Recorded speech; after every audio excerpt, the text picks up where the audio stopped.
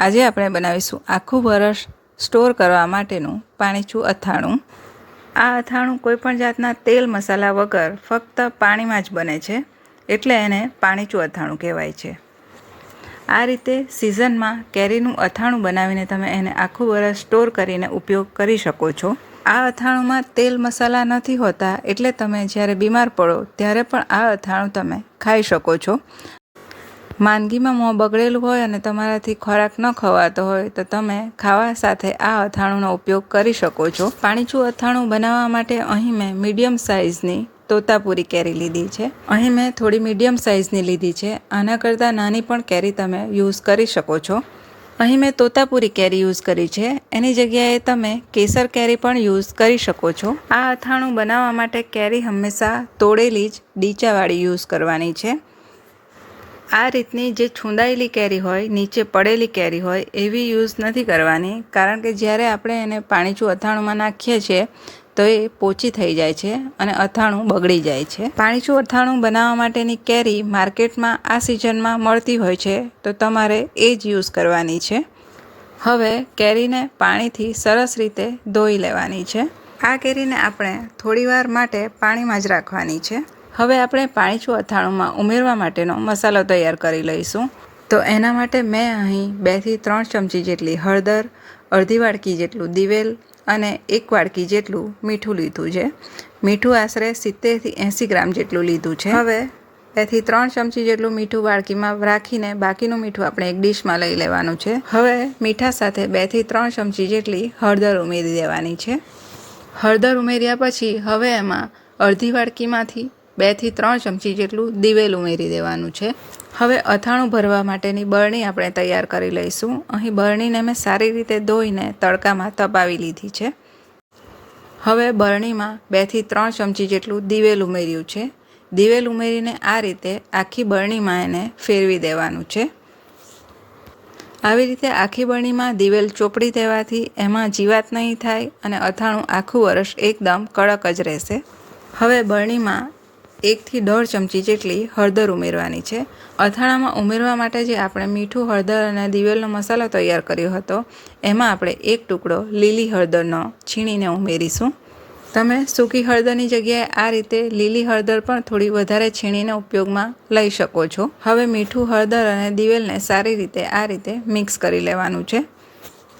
પાણીચા અથાણા માટેનો આપણે મસાલો તૈયાર કરી લીધો છે।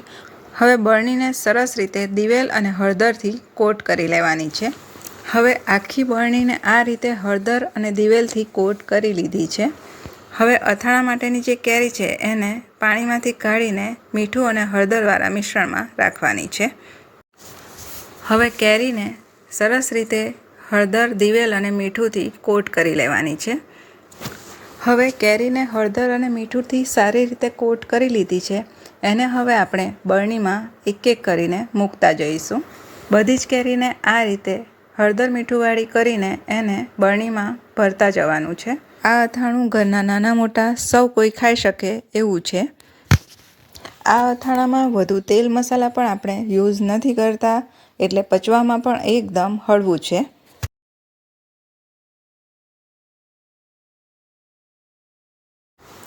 હવે બધી કેરીને હળદર, મીઠું અને દિવેલથી કોટ કરીને એને બરણીમાં ભરી લીધી છે। હવે જે વધેલો મસાલો છે એ આપણે ઉપર ભભરાવી દેવાનો છે। હવે વધેલો બધો મસાલો આપણે કેરી ઉપર ભભરાવી દીધો છે। હવે જે આપણે 2 થી 3 ચમચી મીઠું સાઈડ પર રાખ્યું હતું, તેમાંનું 1-2 ચમચી મીઠું ઉપરથી ઉમેરી દેવાનું છે અને ઉપર થોડું દિવેલ પણ ઉમેરી દેવાનું છે। આ અથાણામાં આપણે બરફના ટુકડા કે પાણી નથી ઉમેરવાનું। આ અથાણામાં મીઠું અને કેરી જેમ જેમ અથાતા જશે તેમ તેમ એનું પાણી છૂટશે અને એ જ એના માટે પ્રિઝર્વેટિવનું કામ કરશે। હવે બરણીની ઉપર જે દિવેલ અને મીઠું લાગ્યું હોય તો એને થોડું સાફ કરી લેવાનું અને એનું ઢાંકણ સરસ રીતે ફિટ કરી લેવાનું। આ રીતની આપણે બરણી ભરીને તૈયાર કરી લીધી છે। એને હવે એકદમ ડ્રાય જગ્યા પર સ્ટોર કરવાનું છે। આ અથાણુંને દિવસમાં 2 થી 3 વાર 15 દિવસ માટે હલાવતા રહેવાનું છે। આ રીતે હલાવવાથી મીઠાનું પાણી બધી કેરીને સારી રીતે કોટ કરશે અને કેરી સારી રીતે અથાઈ જશે। અથાણું બનાવ્યાને આજે 15મો દિવસ થયો છે। હવે 15મા દિવસે આપણે અથાણુંને ખોલીને ચેક કરી લઈએ. ખોલીને ચેક કરતાં કેરી હળદર અને દિવેલથી સરસ રીતે કોટ થઈ ગઈ છે અને મીઠાનું પાણી પણ સરસ રીતે બની ગયું છે.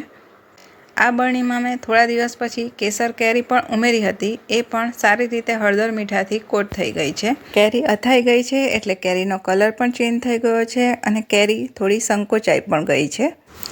હવે બરણીમાં કેરીને ઉપર નીચે કરી લઈશું, એટલે ઉપરની કેરી નીચે જતી રહી અને નીચેની કેરીને આપણે ઉપર લઈ લઈશું, એટલે ઉપરની જે કેરી ઓછી અથાઈ હોય એ મીઠામાં સરસ રીતે અથાઈ જાય. હવે આપણે એક અથાણું કાઢીને ચેક કરીશું. હવે બાકીની કેરીઓ પાણીમાં ડૂબે એ રીતે એને રાખીને બરણી બહારથી થોડી સાફ કરી દેવાની છે. હવે બરણી સારી રીતે સાફ કરીને એનું ઢાંકણ એકદમ ટાઈટ બંધ કરી દેવાનું છે. હવે બરણીની ઉપર એક આ રીતે કપડું રાખી દેવાનું છે. હવે આ કપડાને ઢાંકણ સાથે દોરીની મદદથી એકદમ ટાઈટલી બાંધી દેવાનું છે. આખું વર્ષ સ્ટોર કરવા માટેનું પાણીચું અથાણું બનાવીને તૈયાર કરી લીધું છે. આ અથાણાને ડ્રાય જગ્યા પર રાખીને સ્ટોર કરવાનું છે. હવે બરણીમાંથી આપણે જે અથાણું કાઢ્યું હતું એને સારી રીતે ધોઈ લીધું છે. હવે આ અથાણાને આપણે કાપીને ચેક કરી લઈએ. જો કાપતા જ ખબર પડે છે કે અથાણું કેટલું કડક છે. આ પાણીચું અથાણું બનાવવા માટે તમે જો કેરી સારી યુઝ કરી હોય, એકદમ તોડેલી યુઝ કરી હોય, તો આ અથાણું બિલકુલ ખરાબ નથી થતું. પણ જો તમે એમાં નીચે પડેલી કેરી અને છુંદાયેલી કેરી ઉમેરશો તો એ પોચી પડી જશે અને અથાણું ખરાબ થઈ જશે. આ રીતે અથાણું બનાવીને તમે આ અથાણાનો 12 માસ ઉપયોગ કરી શકો છો. ઘરમાં કોઈ બીમાર હોય, એનું મોં બગડેલું હોય અને ખાવાનું ન ભાવતું હોય તો તેને તમે આ અથાણું આપી શકો છો. કારણ કે આ અથાણું બનાવવામાં કોઈ પણ જાતના મસાલા નથી ઉમેર્યા, એટલે બીમાર લોકોને પણ આ અથાણું ભારે નથી પડતું. એકવાર કેરીના અથાણામાંથી પાણી છૂટે પછી તેમાં તમે ગુવારસિંગ, ગરમર, ગુંદા, કરમદા કંઈ પણ ઉમેરી શકો છો. વિડીયોને લાઈક કરો. રેસીપી સારી લાગી હોય તો રેસીપીને શેર કરો અને મારી ચેનલ પર નવા હો તો ચેનલને સબસ્ક્રાઈબ જરૂર કરો.